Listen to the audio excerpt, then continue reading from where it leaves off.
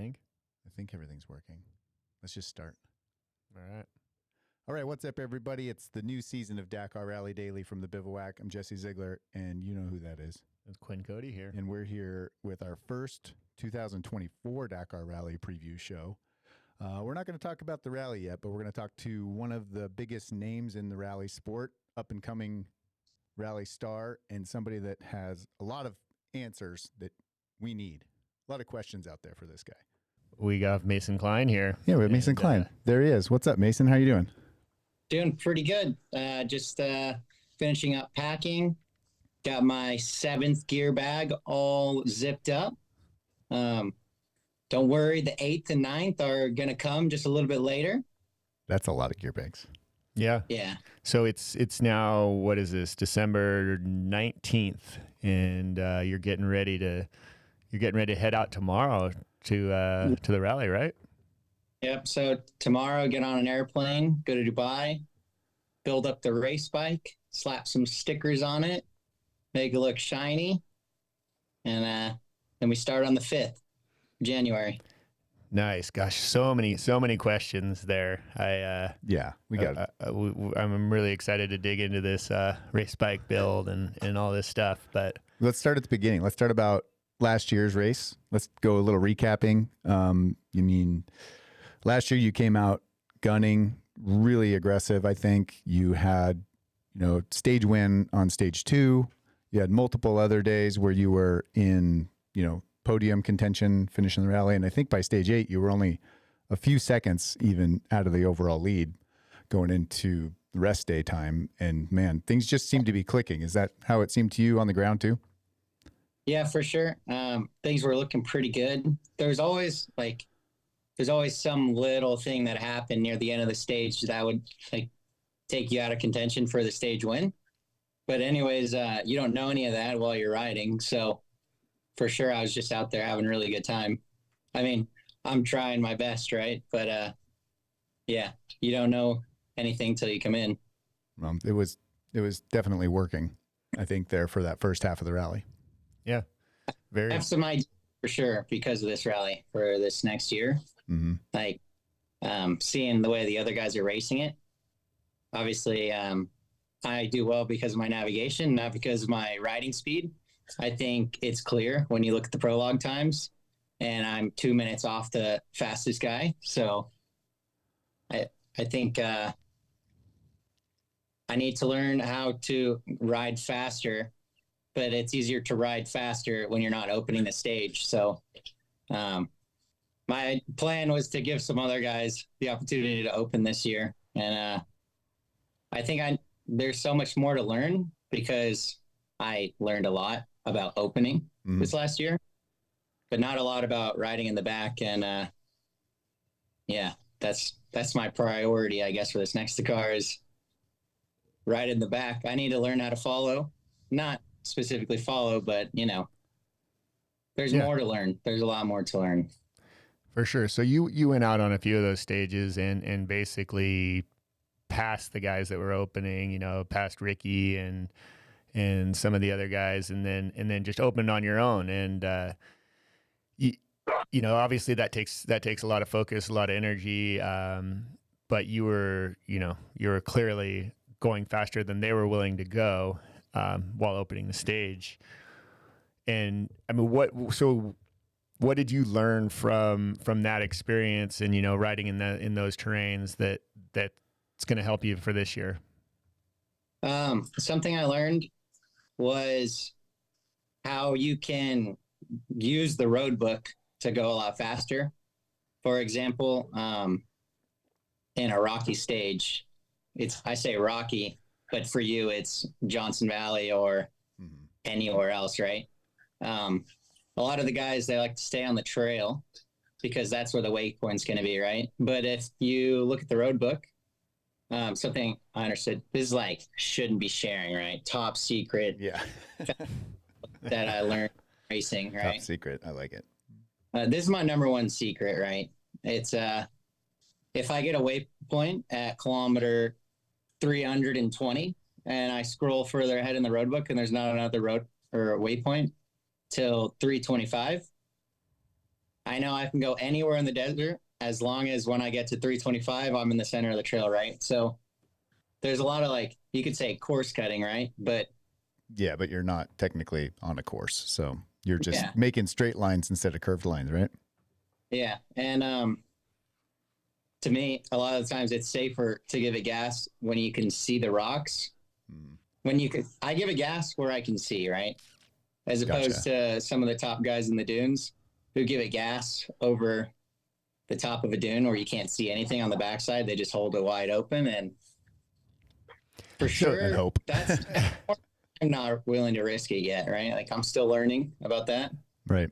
Yeah, you know, in talking to some of the other guys, they're in their minds, you're taking risks by riding as fast as you do through the rocks, right? You're straightening out corners, you're threading the needle between like sketchy rocks, and they're taking their time in their mind, being a little more cautious, trying to ride on the car track, and in their mind safe, and they see your style through the riding through the rocky stuff, and coming from a California desert racing background, that's what we do, right? You ride single track trails through rocks, so you know how to split the line.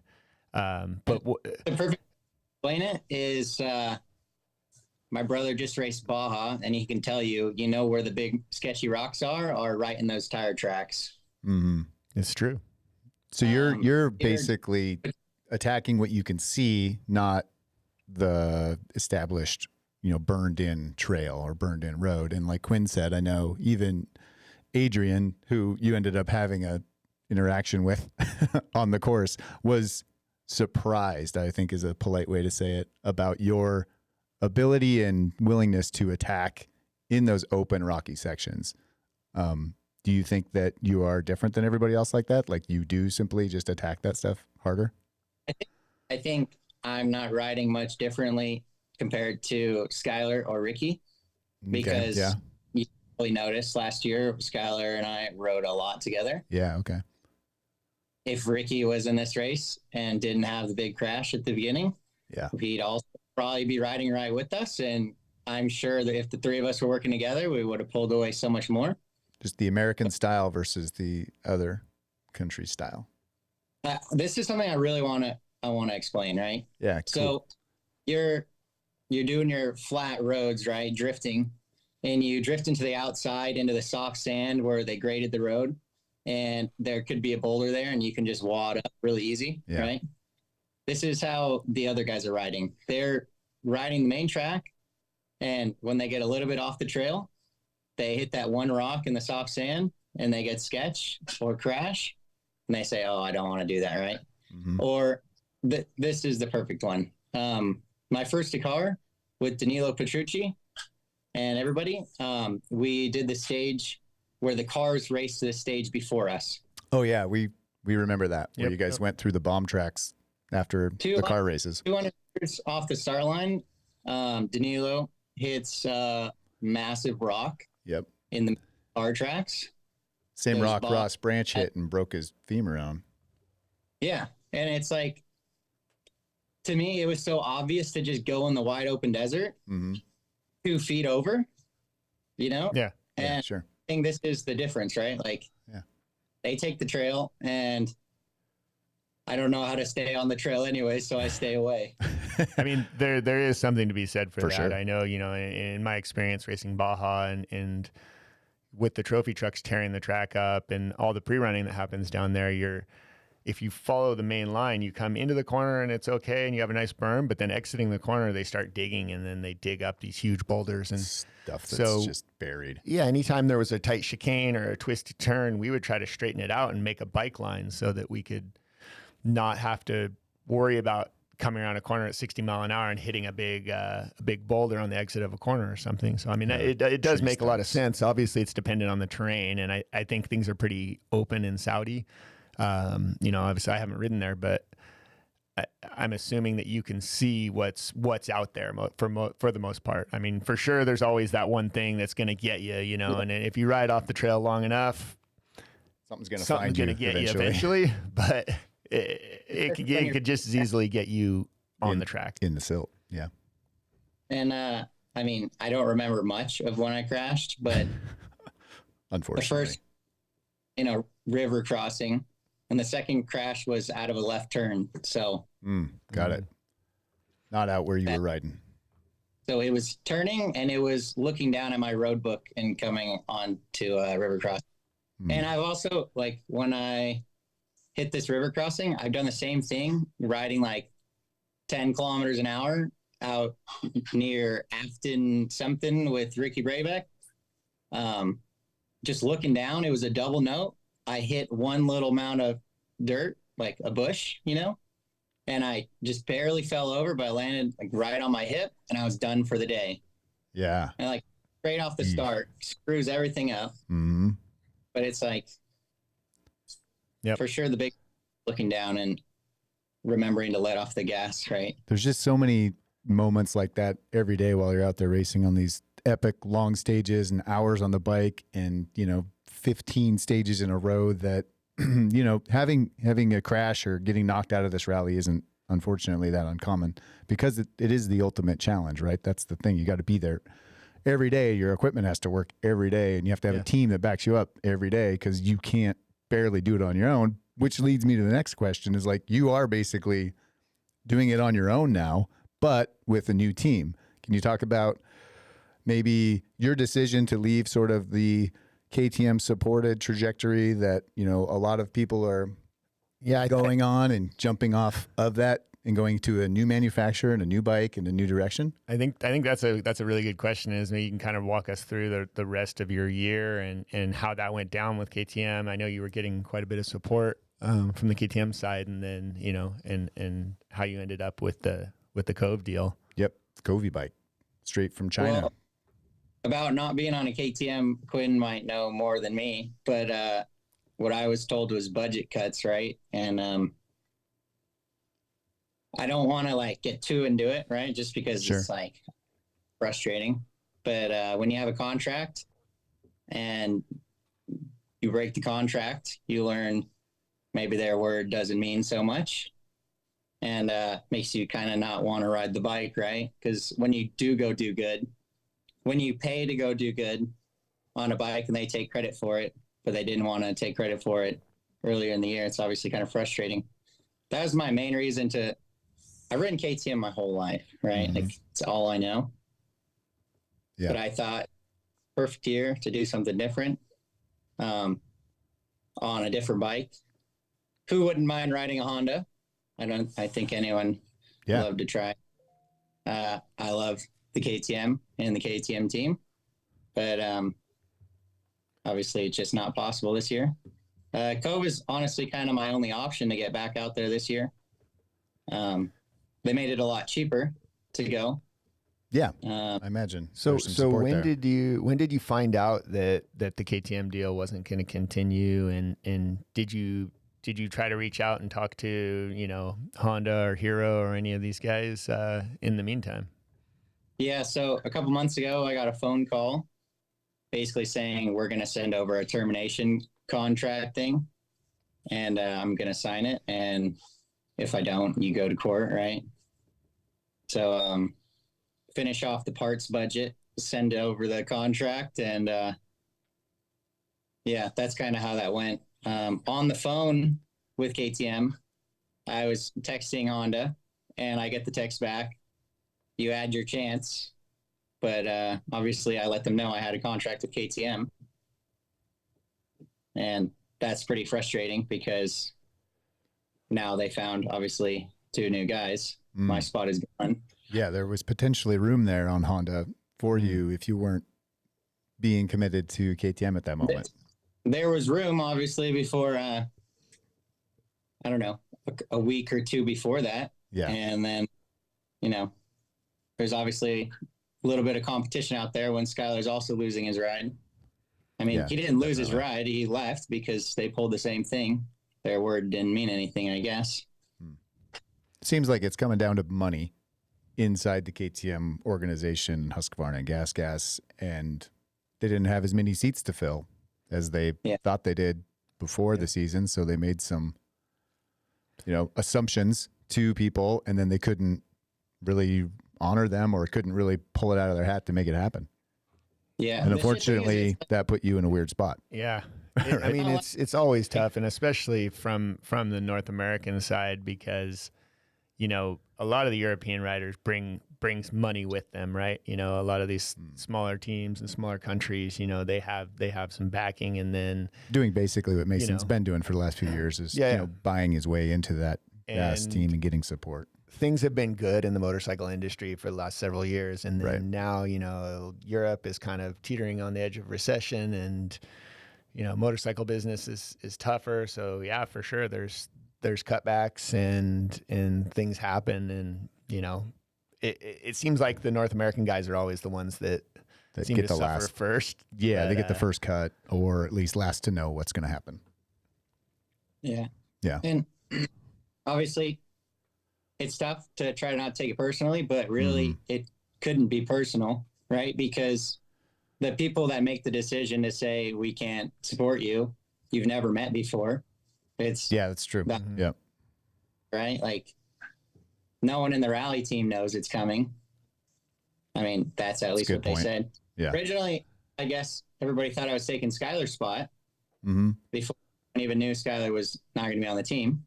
I mean, before it was public, right? Yeah. And it's just, it isn't personal from KTM, right? They don't know me, but obviously it's sad because it's like all I know. Yeah. And it was really like one step away from being the guy on the team, or one of the guys on the team from our perspective. But now you're moving on, you know, by your choice or not, but you found a home with Kove. I've ridden the bike, was totally happy with the bike I rode, which is the consumer version that you can go out and buy, ready to go. They said it's the same bike they raced at Dakar last year. I think they had 3 or 4 bikes finished with a little different exhaust system on it and a nav tower, like literally stock production bike off the floor. You go buy it, you go race it, and it's a great bike for finishing. When I rode it, my opinion, and I have 0 Dakar Rally stage wins or starts or aspirations to do so, because I have 0 ability to do that. But I ride a lot of motorcycle. I rode this and I was like, this is a really easy bike to ride. The suspension's pretty damn good. It sounds good. It's pretty cool. But to me, it doesn't really feel like it's a race bike. Are you racing that bike, or are you racing a mix of something new that we haven't seen yet? So the bike I'm riding is obviously the Gen 2 450EX. Got it. Cool. Never seen it in real life. I'm getting a lot of pictures from my friends in Dubai. You've never ridden it? No. So the French team, right? Like the French, I call it the French team because it's basically a bunch of French guys running the rally team, like official. Good definition of a French team. French team. And basically they brought the bike over, and I called my friends from Dubai. One of them is Tony at R&S. Another guy is Talal from a Cactus Mobility.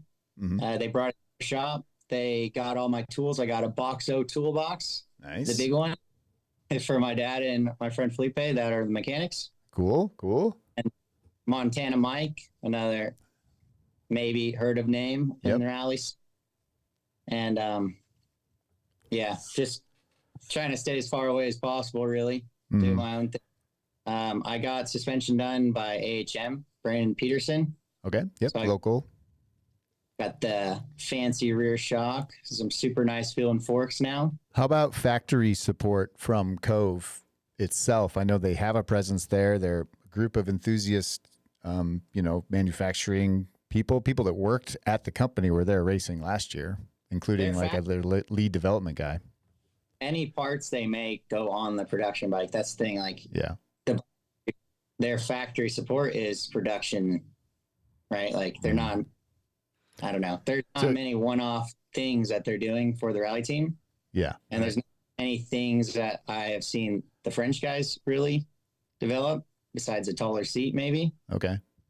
So you're basically racing a relatively stock bike. You're going to have, I'm assuming a couple of days to shake it down when you get over to Dubai and feel it out. and then heading to the start line.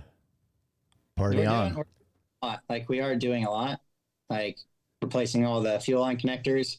RNS is doing my wiring harness, installing a couple of the fancy speed light things because obviously we don't have the electronic throttle body.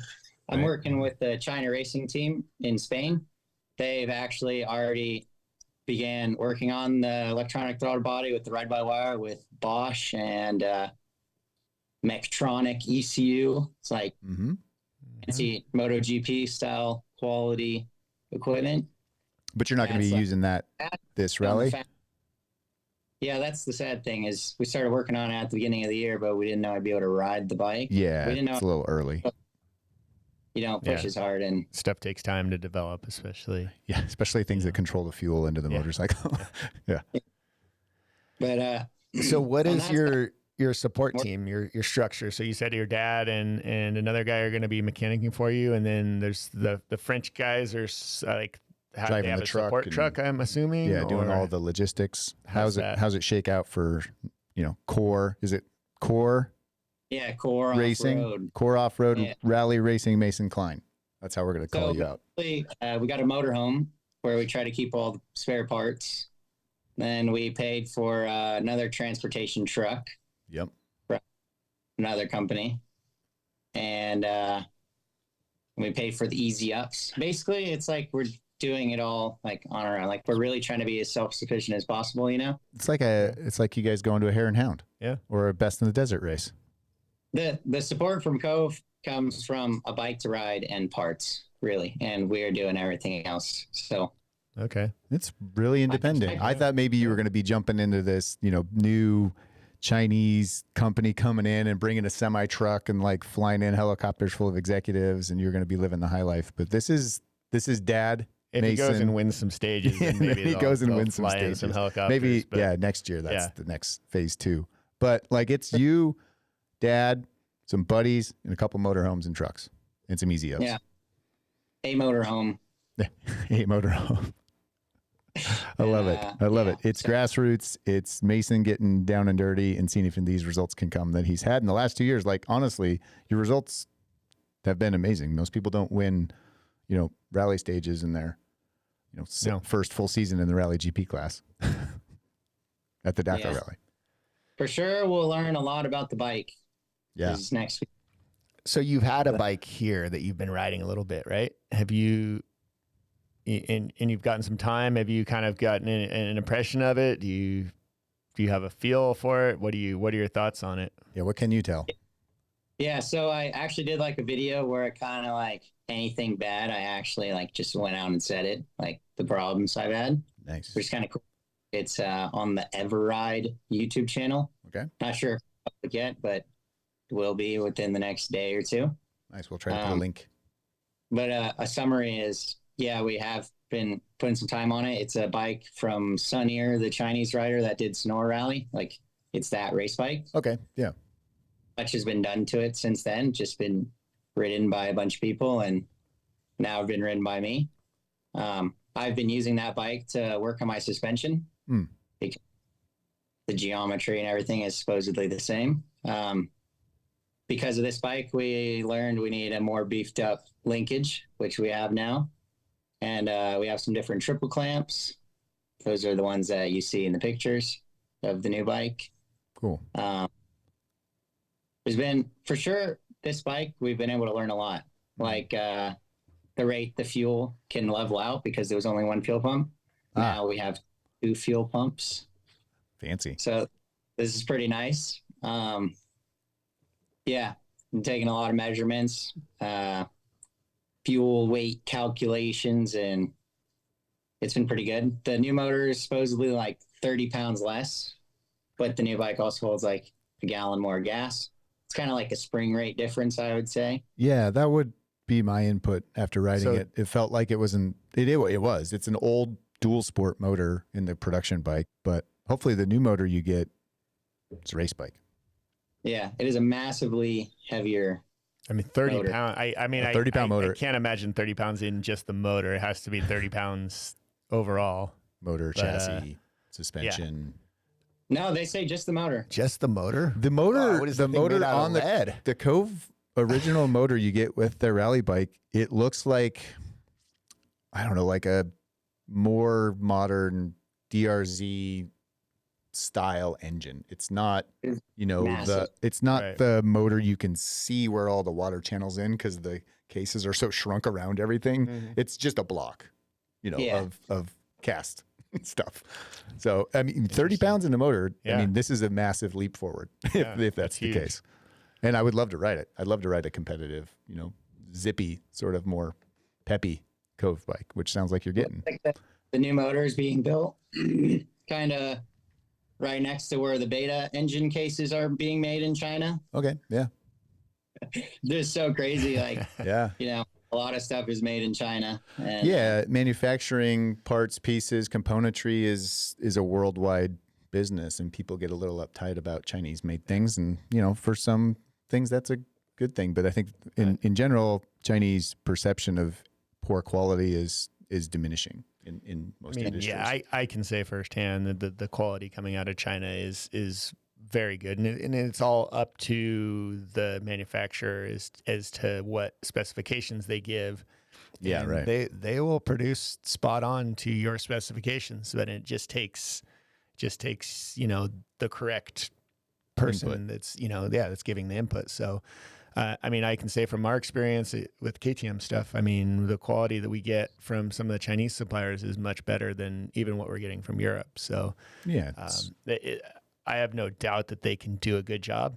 And, you know, I think it's just comes down with something like a race bike or a rally bike. It just comes down to experience and development cycle and, you know, having some rider input. And so, I mean, I think having Mason helping them out is going to just help improve the product because, yeah, I mean, that's what it takes, right? KTM's got, you know, 30 years of experience doing this stuff. And that's hard to replicate. Yeah. You can't replicate that in a year.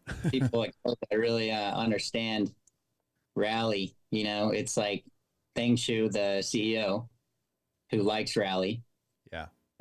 But besides that, the people working over there don't really they don't have the racing experience. They don't understand what a good bike is really, you know, like they just show up to the races, take some pictures and go home and say, yeah, I like this. This is cool. Mm-hmm. You know, they are definitely missing the actual development side. So it is pretty impressive to see what they have done with the first bike, because knowing how little they actually know just from like video and pictures and talking to people, this is the bike that they came up with. So yeah, if they did have some help from someone else, it would definitely make a big difference, because it's like the little things that they screw up, you know? Yeah. Well, I think this is going to be a stepping stone for them to learn from your experience out there. And hopefully, I mean, that's really the risk for you this year, is getting into a situation that infrastructure can't support. You need someone who can diagnose an electrical problem or a fuel pump or something like that. And the parts and support just aren't there. There aren't 4 trucks with, you know, KTM parts in it that you can use. You have to find your own stuff.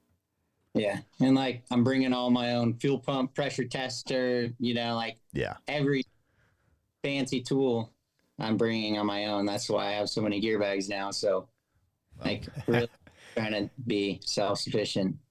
Yeah, well, I mean, this is pretty reminiscent of my first Dakar and showing up on the Honda. And in those days, no one really raced a Honda at Dakar, right? It was it was the first year of the 450. Yeah. We didn't even really know if the 450 engine was going to live for a whole rally, or, you know, if we were going to have how many engines we were going to go through. And I had never ridden the bike prior to the starting line, so I brought my own suspension from Baja and bolted it on the bike and. Good enough. You know, stage 1 was my shakedown. So, you know, it's not impossible to do, for sure. And I think, you know, my advice to you, Mason, is you need to ride within the limits of your team and your bike, and know that, you know, anything you do on course, your team's going to have to take care of for you at night. And not putting extra stress on them and not putting extra stress on your bike. But I mean, I think if you get that thing to the finish line, that's going to be an amazing job. And for sure, there's going to be more support to come. Agreed. Yeah. Sure, it's a goal to get to the finish because I'm like 50% survival rate right now at Dakar. 1 out of 2 finishes. That's not bad. Quinn's the same. Yeah. Quinn ended with 50%. That was it. I think, I mean, Toby's wins are DNF there for a few years in a row too. Yeah, I mean, there's a lot of guys that struggled it's not easy to do. I mean, you look at Sam Sunderland. I think he didn't finish a Dakar until he won. Yeah.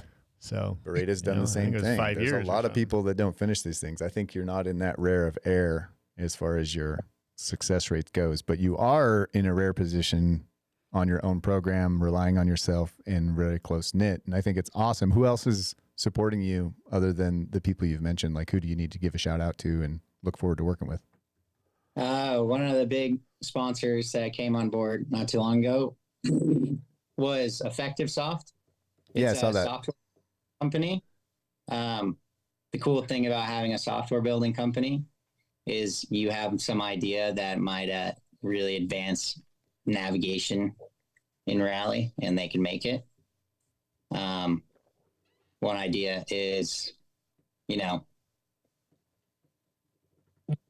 moving the odometer when you're in the okay, this is my problem I have in the dunes, right? You have to look down every 2 seconds because you need to make sure you're staying on the cap, and that's not true. Like, obviously you should pick the reference point far away. It's kind of hard, to pick that one spot that you can just look ahead to. I don't have as much experience in the dunes, and I think there's a lot of other people that don't have so much experience in the dunes. And being able to move this, the glasses with the screen in them. Mm-hmm. So one of the rules is you can't have an extra screen, right? Yeah. And you can't mount anything to your helmet, so you can't have like another thing off your visor or whatever. You can't have any extra screens on your bike. But I'm thinking if there's like a button you press on your handlebar, kind of like that speed limiter button that turns the cap heading on or an odometer on, that you can also turn off, so it's not like completely distracting. I think that'd be really nice because, most of the time you crash, it's because you're looking down. Heads-up display. Some kind of heads-up display. Mason's inventing heads-up display for sure. This is just like a repeater thing. Like it's not crazy. He's inventing new technology already. I mean, it exists. It's out there for sure. You just, got to figure out how to build it in. I know. I want to say Mr. Peer was invested in a company, Nuviz. Yeah. That didn't go well. It didn't go over well, but that was the premise of it, was that it was heads-up display for, for motorcycle helmets, basically. Mason's racing in 2055 right now. Yeah, he's in the future. He's in the future. I don't think it's that far in the future. He's the only one talking about it. Do it. Think about your car now. I mean, a new car, you see your speed in the windshield, right? Yeah. Like it's heads up. So why can't you see your kilometers or your cap heading in your goggles? It makes a lot of sense to me. See, Mason's bringing in the knowledge that this sport needs. Good job, Mason. The odometer thing would be cool because it's like, okay, kilometer 25. Yeah. You have 5 hours until the next turn. Instead of looking down at your odometer to say, how far have I gone? You just have something taken away on the screen. In your lens. It makes sense to me. So Effective Soft is going to build you a heads-up display in the next couple of years. Got it? Yeah. Landmark, my friend Mike Berlanti, he's been helping me for a while now. Been a huge help because he's been the one. He owns a car dealership, like Dodge dealership, and he's been helping me with the payments for the motorhomes, so I can actually sleep at night. That's awesome. That's a huge benefit. We've talked a lot about motorhomes on the show, and you are in the right place. Do not sleep in a tent. Yeah. Obviously, it's a lot of people, and I couldn't go without the help of everybody, right? Yeah. Like, it's not one person that makes it happen. It's not necessarily how much they give, but I couldn't do it without everybody. And but it's just really a huge effort from a lot of people. Yep. And your mom and dad, of course. Yeah, I Team Mom. imagine, I imagine your dad was pulling his hair out this year. Team Klein. My dad taking 6 months off basically this year to help me. So been pretty crazy. Been pretty stressful, but it's cool because, you know, obviously my parents believe in me. Couldn't do it without them. My mom helps me a lot with all the organization, the wire transfers, you know, the imports and stuff. It's a big moving machine. But well, good job, man. We're proud of you as our. You know, one thing I wanted to before we let you go, I want to ask you about this 48-hour stage. Oh yeah, let's talk about some new stuff in the rally this year.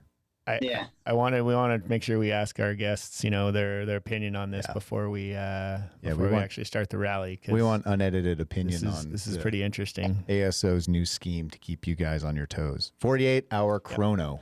Yeah, let's explain this. So basically what it is they're going to have a stage that's spread out over 2 days. I think at 4 p.m. basically they're going to blow a whistle and say you have to go to the next bivouac camping area in the desert. Spread out. And they're spread out every spots. who knows how far. Yeah.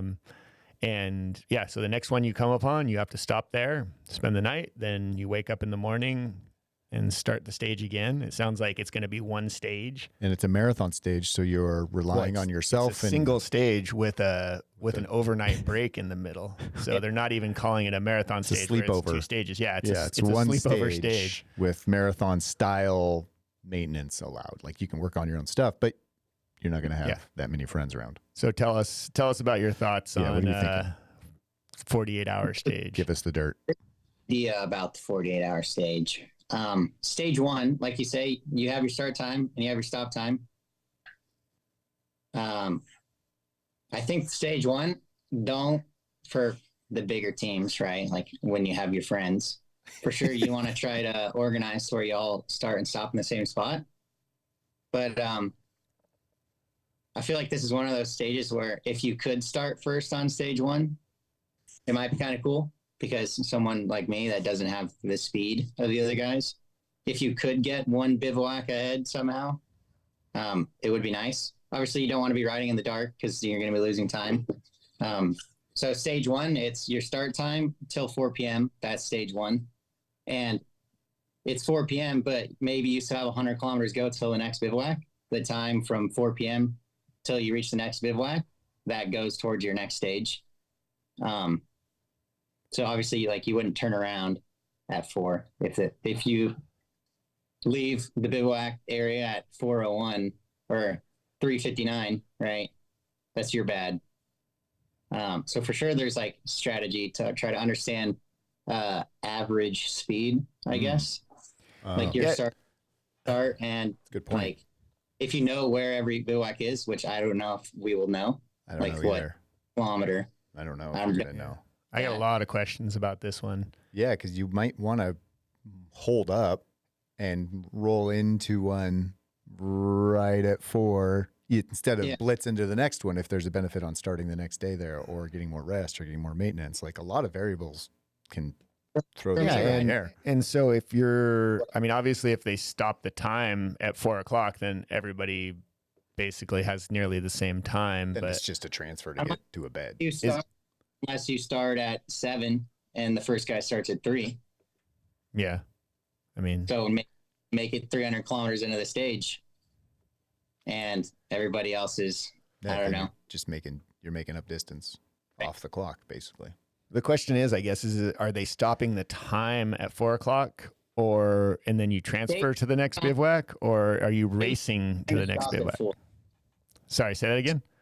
So stage one time is stopped at 4, right? Okay. Time for stage one. So if you start at 3, you can ride till 4. Mm-hmm. If you start, you can ride till 4. But that just means the next day. If you start late on stage one, that means the next day you're gonna have to ride for much further, right? Yep. Yeah. For sure, it's gonna be burned in, and it gives the cars a chance to catch you. I think I read that the cars are going to be on a different stage. Oh, This is So, only a motorcycle ski. yeah. So I read somewhere that the cars will be opening their own track for that stage. So yeah, that that's So they'll be throw very some lost drama. going out in circles, not knowing where to go, because you guys won't be showing them where the course goes again. We saw the highlights last year. The cars trying to do it on their own, and it didn't go well.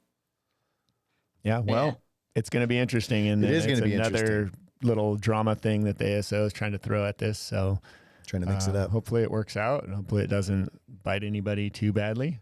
Yeah, I think just like everything, if you have a problem at the rally, this stage would be harder to deal with that problem, right? Because you're not going to have support. I think I know, like I would assume that the factory teams will try to be further back, at least on stage one or by the end of stage one. And I think they will go slower. And obviously it's not a good idea to like share strategy, but also nothing really matters because actually Nothing really matters. Nothing at really all. matters until you get to the honest. race, and then you have to deal with what happens in front of you. I just spent a week with the KTM guys, and really everybody's just like, we don't know anymore. We're just going to go ride and see what happens in the end. See what the clock says at the end of the day every day. Because now we have these time bonuses, these 48-hour stages, all this different stuff. And it's like, how do you even predict what's going to happen? Yeah. my goal would be to stay further up front for sure on this type of stage idea. Not going to have so many friends out there that are actually willing to like navigate for you, you know? You go slow. I don't know. I don't know that it will help me, you know, to have many more tracks in front. Because like I said, everybody will have the tracks. I feel like a lot of people do good because they know how to ride. And I do good because I know how to navigate. I think it'd be the best navigation stage. I would hope. Yeah, it'll be interesting. I mean, my feeling is like when they're going to throw a twist at you like this, the stage is probably going to be pretty basic and straightforward because, you know, they want to avoid issues and they're already spreading their resources really thin with all these bivouacs and different things. Big time. My thinking And is if it is a basic, straightforward stage and the other teams try to go slower on the first stage, I feel like it's a chance to stay further up front with my Kove that probably doesn't have the same speed as the other guys. could be a potential to, kind of save yourself some time. There's a lot of things I can't compete with, right? Like I have to have my own riding style. I have to do everything like my way. I can't really copy anybody. I'm not on the same equipment. I'm not on the same riding level. Like the way I race the car has to be different than them because they can just go make up the times in the dunes. They could go put 20 minutes on me. So I need to have that time before we get there. Right. And where they take it easy, maybe it's harder to justify taking it easy myself because I know I'm going to take it easy here. And then I'm also just going to be slower. Like there's nothing I can do on that straight road that we're on for 10, 20 kilometers. Right. Like, I'm losing what you gotta. It's painful when you're sitting there and your bike won't go any faster. You know, I mean, I think luckily you have the overall speed limit, so 160 kilometer an hour. But I have a feeling in some of those deep sand, fast roads, without a fully developed race engine, they're going to be going 160. And I'm going to be going 120. So. Yeah, you may have some long days ahead of you. Yep. But, you know, hope for the best and, you know, keep that thing together. Yeah, it's going to also be a learning experience. You don't know what fuel consumption is going to be like. You don't know what chassis handling is going to change when the fuel goes down across that thing. Like you have a lot of unknowns coming into this thing. I think the success, I think you said it in your DakarRally.com interview, is like getting to the finish line or getting to the starting line is the hardest part this year. Everything after that's going to be considered a win for us. And I can see that now that you have a very interesting adventure ahead of you. Yeah, for sure. Yep. But I'm super excited. Like I can't believe I'm leaving tomorrow. Just yesterday, I nothing. You know, something. Okay, I think I'm not selling Koves here, right? Like it's not my job, but kind of is. The Kove, with full tanks, with my suspension that I've been working on with Brandon. full tanks versus half tanks versus empty tanks, the handling is actually surprisingly really similar. Like Cool. on the KTM, I feel there's a massive Shift. feel difference, you know, like the KTM, maybe you get a lot more swapped out when you have full tanks. I haven't even been running the tank foam in the Kove at home, and I feel that I can hold this bike wide open with full tanks, and I can hold it wide open with empty tanks in the same whooped out sandy section in Honda Valley where I've been riding. Sean, Yeah. Quinn knows that. I mean, trail. but it is a good point. And I mean, not to bag on the bike or the engine, but like there's an old saying where it's easier to ride a slow bike fast than it is to ride a fast bike, right? All that horsepower is creating handling issues and chain torque and doing things. And if you can hold a bike all the way to the stop the whole time, you can go really fast through some areas where maybe a faster bike is going to be more of a handful. And, the KTM chassis is very precise and very rigid. And so it's small things have a big effect on that chassis. Maybe when you have a chassis that's, your engine's producing a little less horsepower, your chassis is a little more forgiving. It's a little bit numb to certain things. And it's not maybe going to have, the fuel is not going to have the same effect that it would on a more responsive chassis. Yeah. Could be some benefits. Just, Yeah. It's pretty easy to keep traction in the chop. No need for traction control on this one. Yeah, for sure. That and so with the linkage, I feel I'm running way stiffer springs than I did on the KTM. And obviously the bike is heavier, right? But like for sure the suspension is more Honda style. Like the suspension on the Kove is almost exact copy of Showa.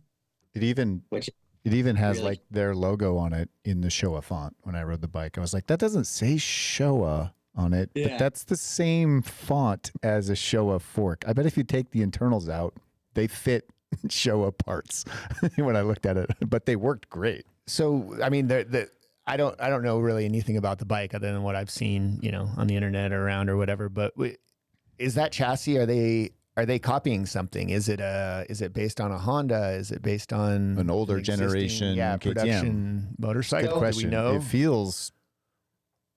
feels good. The geometry, okay. It's kind of for a small person, right? The bike is kind of like compressed, but also it's really tall.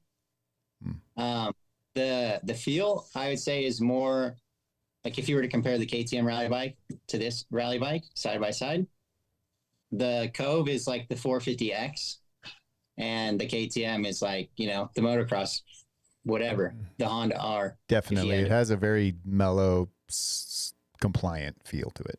Is it an aluminum chassis or? I think it's steel. Steel. Okay. Yeah, it's a steel.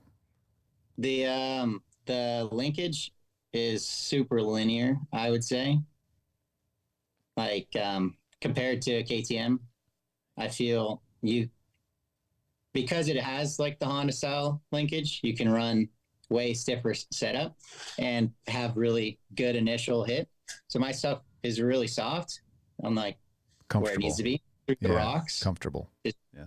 I mean, that's my advantage, right? So that's what I've been working on is in the rocks. When I've been going testing, I go for massive launch, like massive drafts, to prepare for sending a dune on accident.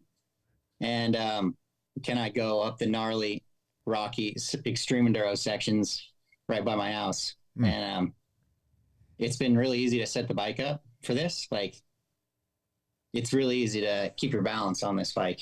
Yeah. Interesting. Yeah. I was impressed, but I wasn't going to go race on the bike that I tested. I was like, this thing's cool, light adventure bike. They should slap a license plate on it. It's a long range dual sport with tons of fuel and looks rad. And I'm excited to see how you race it. I really am. It's interesting. Compared to stock, like for sure, the easiest way to compare my bike versus the one you buy is the stock suspension. It's really good because it's really stiff. So it feels really good for someone like me. until you do hit the rocks, like it's definitely not show us suspension, right?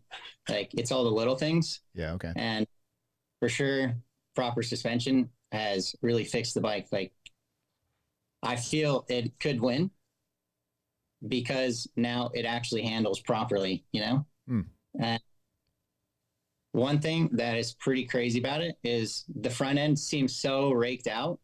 Okay. I mean, I've been without the tower and without the sides. So like you really see you see how far the front tire is sticking out there. For sure at slow turns, it's like kind of pushes because it's like crazy raked out. Feels like you got like 30-degree triple clamp offset. Gives you a lot of stability though when you're hitting weird stuff. But when you bottom out, it's like I have the stabilizer turned all the way off because I was trying to figure out what the problem was. When you bottom out, it like the bars get really stiff. Oh, okay. My friend, it's like bump steer, like bump steer. When the bars just twisting. So that's like if I had more time, that's a geometry issue. It's probably, could be in the chassis, but also in the triple clamp, in the fork itself. You'd be surprised how much flex you can get out of the outer tube and the fork, and also the top and bottom triple clamp. I mean, if that stuff's not 100% calculated right, and it starts twisting, then you can get some major spring effect, springy front end feeling weird. One of the biggest geometry problems, I think it is the frame. Like it's a little bit too raked out. Yeah, these are small issues for somebody jumping off what essentially was a factory rally bike last year from KTM with factory parts on it and a full team supporting you to jump on a bike that has never raced a competitive rally at your level. You're not unimpressed by it and you think it has a potential to win. Yeah, for sure. I've been getting a lot more confident riding this bike. The first day I got on the new suspension, I was like, oh, okay, there's a chance, right? Oh, cool. But there's a chance. So you're saying there's a chance. Then there's the issue of the spare parts, right? In the contract, it says they're going to give me tires and all the parts, right? Yeah. They're in Dubai right now. They don't have tires. You don't know until you get there what they're going to give, huh? We don't have tires. We don't have moose bibs. We don't have clutches. Those are important parts. We don't have fuel pumps. I mean, we don't have spare wheels. There's 2 tires that come on the bike, right? Yeah, what else you do you can't make need? those work for the whole race. I mean, the reason why I can't make it work for the whole race is nothing against the tire brand, but in the rules, there's you start the race with one brand model tire. In my, you can't change, right? Okay. So I can't have the desert tire and then switch to the Navi tire in the dunes. That's the reason why they did this, right? If I show up with CST tires and I go through a tech inspection and they say, okay, I'm using this model tire, I can't go buy these tires from anyone. Nobody in the rally is going to run these tires. Yeah. So if I don't at least get one set of Michelin tires on my bike through tech inspection, I'm kind of screwed. I can make the tire last like a couple days, right? I had some practice with this in the 1,000 Dunas rally I just did. I ran the first tire for 2 or 3 days. And the next stage was a marathon stage and I was already bald. And I had to go buy a tire. And I made that last for, 5 more days. And was able to win like that. I love it. Yeah. Mason, you've been getting some good practice, going to these kind of local international rallies and putting it through the paces. Working on some, full cowboy mode. Yeah. Yeah. Show up and figure it out. I'm sure you shouldn't have a hard time finding some Michelins around somewhere to put on the bike for scrutineering. Yeah. Just steal some.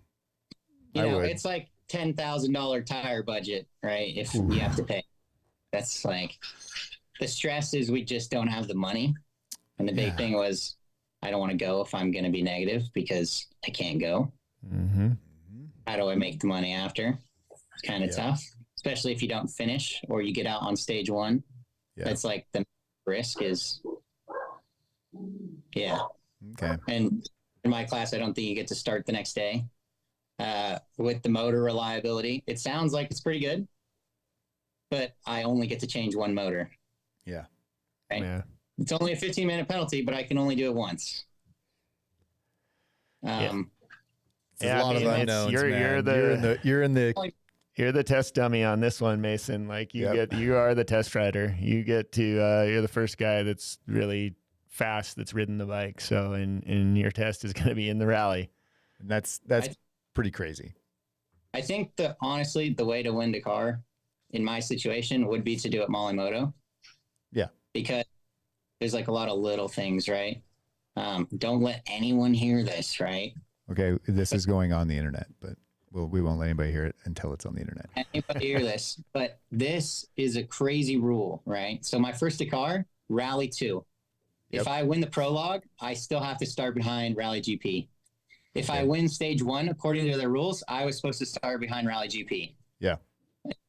I think I got like 5th or 3rd or something, right? And then I was supposed to start like 30th or something the next day. Mm-hmm. And all the teams in there like, nothing against you, but this is bullshit. We're going to change the rule, right? In Motominded, it's still the same. If I get last in the prologue, I don't have to start. I don't have to open stage 1. And this helps someone like me because I'm not as fast. I normally don't get first in the prologue, right? Normally I start pretty far up on stage 1, which I don't have a problem with. But if I could get one full stage behind all the Rally GP guys, even if they change the rule the next day, if I can make up an hour, 30 minutes, 20 minutes, 10 minutes, that's such a win. So like that's like free time right off the bat. Then in Motominded, there's not a specific tire rule, right? So I can run the good Michelin tire all rally. Then when I get to the dunes, I can put on a knobby tire. I can actually ride a nice bike. The engine penalty, is there one? I don't know. I think the penalty is you got to change it. You got to change it yourself. It's just like all the penalties for Motominded. You are on your own. Honestly, Mason, I think that would work out for a day or 2 or 3. But if you're there to win, well, you come in with a destroyed bike, because if you come in with a destroyed bike, you probably crashed, right? You're talking winning the Motominded class, or are you talking winning? I'm talking winning Dakar. Well, remember you don't get to sleep in a motorhome, right? You're doing all your own. He's not worried. You're not worried about that. Same times as the top guys, you know. Yeah. Well, I would love to see. I would love to see it attempted. I think. I think it would be cool. I like the enthusiasm, and I want to see it happen. You better because they have to carry their parts, right? Yeah. But I could still hire someone to carry my parts. I could still show up with a factory team's worth of spare parts. I mean, you can buy stuff off the KTM truck if you're a Motominded guy, right? So yeah, someone else could carry parts for sure. So if I just have the new parts, instead of trying to fix my roadbook wires, I just bolt it on and screw in one plug. Okay, my roadbook's fixed. I have a problem with, I don't know, something breaking, you just swap it out. Again, you're not swap it out just again, like that. Mason's racing in 2050 here. I like this. He's reinventing how to win Dakar Rally. I like the sleeping in a tent, and all the other guys are getting massages and getting their goggles cleaned, and you're working on your bike while they're getting a massage. It's perfect. The organizers, or like the ASO, whatever, they have physio guys. You make an appointment. I'm sure there'll be no line by the time you're there to win. He's already hacked everything. He's hacked everything. I mean, this is great, except that the time is the issue, right? If you're working on your bike. I'll do my oil every other day. Shouldn't be a problem. Yeah, it sounds like he's worked this out. No, like I was going to do Motominded this year. I actually told KTM, can I have, before they, after they said contract over. And I knew that the Bass World guys still had all the factory bikes that they built for me to race at Dakar. I said, can I use it for Motominded? Mm-hmm. No reply. They weren't interested. and getting Yeah, beat the by bikes they built will still be at Dakar. Other people will be riding them.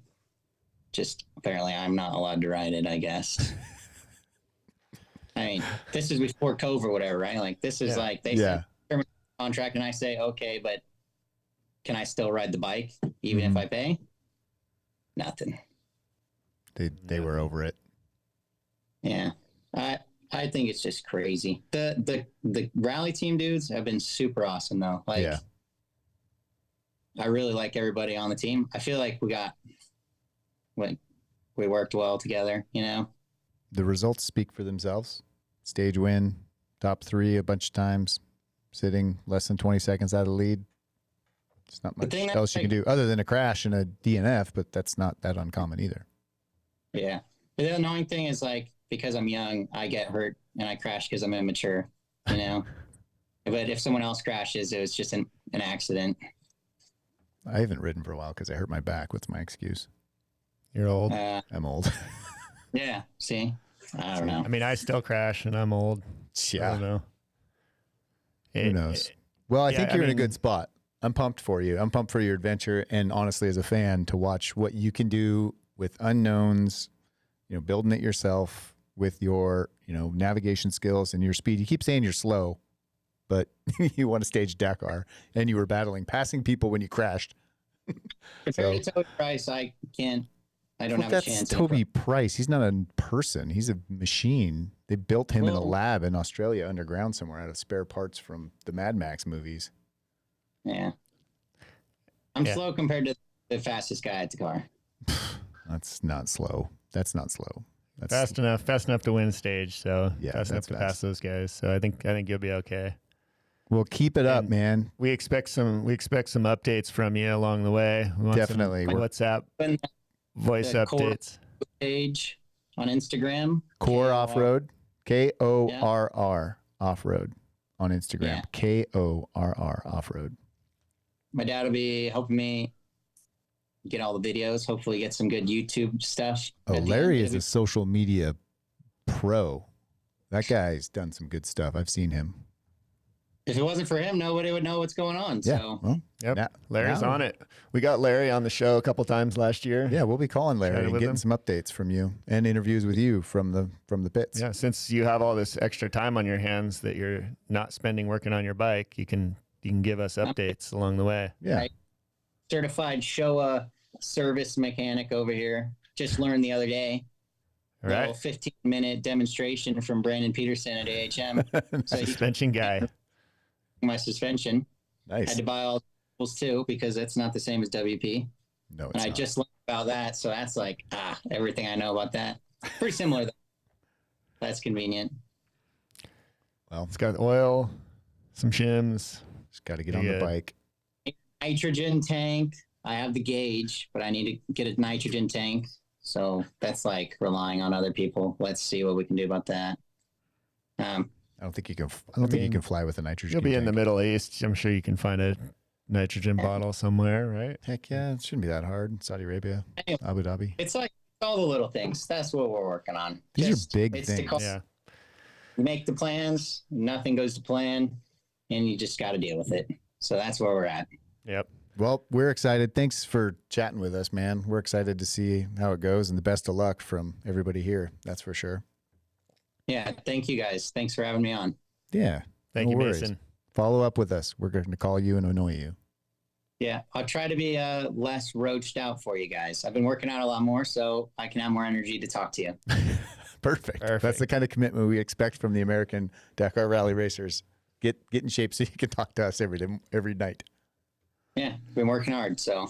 All right. I see you. Well. Good job, dude. Thank you so much. Talk to you soon. Have a good day. All right. See ya. Thanks, man. Later. Adios.